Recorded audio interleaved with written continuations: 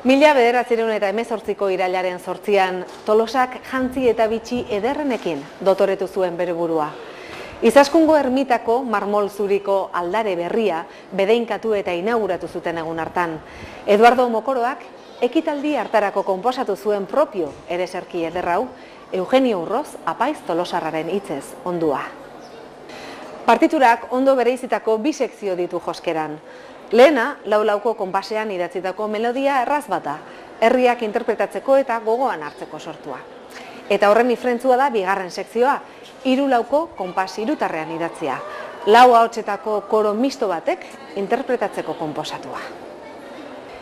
Bigarren zati horretan nabarmentzekoa da obraren fintasuna, harmonien eta melodien kolore ugaritasuna, ñabardura dinamikoen aberastasuna eta konposizio osoaren intentsitatea.